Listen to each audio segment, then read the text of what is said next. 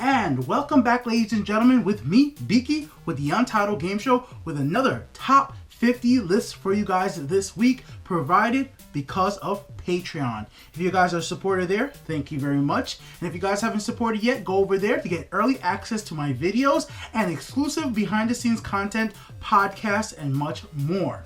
If you guys want to know what's going to be happening with today's show, we're going to be doing another round of the giveaway where we'll be giving away Amazon, PSN, and Xbox Live gift card. Winner will be announced on November 30th. To enter the contest, go into the comment section below and let me know what top 10 lists you guys want to see from me. Alright guys, let's get into the list for this week. Number 40 is Schindler's List. This is a movie that really personifies what's awesome about filming a movie in a special way that's so different than any of the other movies. The black and white look, but with the highlight of color and specific scenes like the little girl in the red dress. If you guys know what I'm talking about, that just shows how iconic parts of this movie really is. And if you guys have never seen Schindler's List, basically Oskar Schindler starts feeling more feelings for his Jewish workforce after the Nazis starts treating them pretty bad. And he tries to help them, but you can't help everybody. And the emotional toll that this has on this character is phenomenal. This is one of those movies that was actually shown off to me in school, and I was just stunned by this. And that's why I've been watching this movie over the year, because of its effect on me and the society as a whole for the story it has been able to tell. And I definitely think Schindler's List deserves to be on my list. From Schindler's List to another movie trying to defy the Nazis and their agenda comes Inglorious Bastards. One of the most memorable starts to a movie in general. Like, even to the part where they're sitting in the freaky little house and he asks for a glass of milk, and while the Nazis are below the floorboard, the intense heartbeat and moment, you just like, is this Nazi bastard really about to assassinate this whole entire family? And then you become acquainted with the guy who wants his Nazi scalps. This is one of those action crazy movies that you feel fun and have such a good time, that these people in World War II in occupied France want to take out the leader of the Nazi party. It's just amazing how good this movie is. Well worth your time to watch it. It's just a fun overall movie about taking some Nazis' scalps. Go see it. The Day After Tomorrow. And here we go with another movie that will be really controversial for many other people, but it makes it on my list. There's something really special to me about movies that get people together and fight against a freaking big disaster. It really just, like, as somebody who's been through hurricanes, have been cold, without power, hasn't lived in the United States all the time of my life where I had access to the internet and Wi-Fi and everything great that's in this country.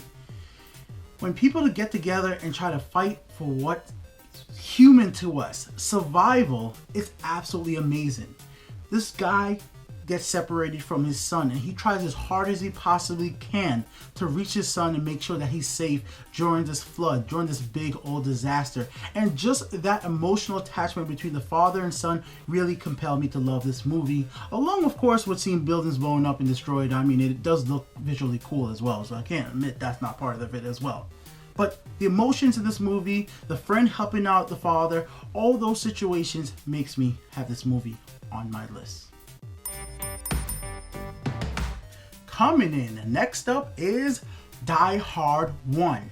But we gotta give some shout out and love to the franchise as a whole. I like all the Die Hard movies. I don't even care. Live Free, Die Hard, the newest ones that's come out, I like them all. I ain't one of those people out there that's saying John McClane should only be about a guy in a difficult situation that seems impossible to get out. He has evolved as a character. Man, after you survived all the shit that he survived, him jumping on a freaking jet, why should that be surprising? Who cares? At this point, he might as well be a superhero of how much shit he has gone through his life and just survived. But if you want to bring it back down to one movie, you can start with Die Hard 1. This dude is in the plaza and trying to save his wife on basically Christmas Eve. It's just nuts. Officer John McClane is absolutely one of the best characters ever made for movies. I definitely think you should watch the Die Hard franchise as a whole. Why so surprised? Of course Dark Knight was gonna be on this list. Like, it's the freaking Batman and Joker at their finest. Man, was Joker done so good. The stuff with the freaking school bus robbing the bank. He killed all them other freaking Joker wearing mask mofos so cunningly. Oh, such a good freaking movie. You guys have all seen Dark Knight and you guys all like it, I'm pretty sure, right? Like, who doesn't like this movie? Like, it just boggles my mind. It had to be on my list. Let me know if it's on yours in the comment section below. The Bourne Identity and the Bourne franchise as a whole. Many of you guys who've been subscribed for a long time know I'm a big fan of the James Bond movies. Unfortunately, you might not see them in this list. You won't see them in the top 50, but I think the Bourne franchise, to me personally, is an evolution of what James Bond started.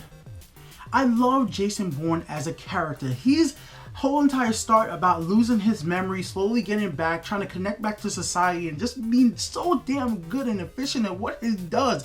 And what he does is kicking ass and taking freaking names. Jason Bourne is one of the coolest characters in any franchise of movies. I can't wait till the next movie comes out because Matt Damon's coming back. Yes. Go see these movies. Next up is The Rock. Not WWE The Rock, the movie The Rock. Sean Connery is an ex-con and he has to be taken to Alcatraz Island to basically see what the hell this military group that has taken over the island and trying to attack San Francisco is all about. And he does it so well. He's so smart. He's so clever. He's such a freaking great character in this movie. I think this is him at basically his finest. You need to go see The Rock. It's an old school movie, came out in the early 90s, but it's still an excellent example of how to do an action movie correctly. Go watch this movie. Pokemon the first movie, Mewtwo Strikes Back. What were these scientists thinking when they tried to actually enhance Mew, supposedly the strongest Pokemon at the time? Well, what they did, they created Mewtwo and they tried to control him. Mewtwo wanted none of that. He escaped, killing these scientists, taking over an island and challenging Pokemon masters around the world to come battle him for supremacy. But man, did Ash freaking battle back. He showed that loving and caring your Pokemon really matters. And this is what I think makes Pokemon become one of the greatest franchises in gaming and media in general.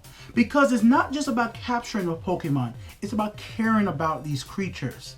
And I think this helped influence me to love Pokemon to this day. And that's what's make it on my list. Lord of the Rings, The Two Towers. I like the whole entire franchise. I even like some of the Hobbit movies that have come out recently. They're not too bad. But there's something special to me personally about Two Towers. Sauron's new ally, Saruman, gets his hordes from Isengard to do battle with the Fellowship. They had to split up, but damn were the fights. Damn, this movie was just one of those spectacles that you saw and you're like, holy shit, how many people did it take to move this damn movie? Now remember, I was younger when I first saw this movie, so for some reason I kind of thought like all the people were actual people they paid to be extras. Of course now I know that they're digitally inputted into the video. And, you know, like you don't think like that when you're a kid. You just seen something awesome, and for me it truthfully was an awesome stuff. The CG was well done and had me fooled at the time, guys. And stuff like that makes me love movies. So that's why it's on my list. The Avengers comes in at number 31. Earth's mightiest heroes join forces to take on Loki's misfits aliens at the end of the movie, and then the Hulk does something quite dangerous to Loki. Like, how is Loki just like not like crippled up into like a little ball after getting smacked all over the damn place by freaking Hulk? I don't know. I just don't know. This movie was so exciting, so much fun to watch. It's one of the best freaking movies that came out in the last decade. Avengers is a must-see movie, especially if you like comic books, and that's why it's on my list.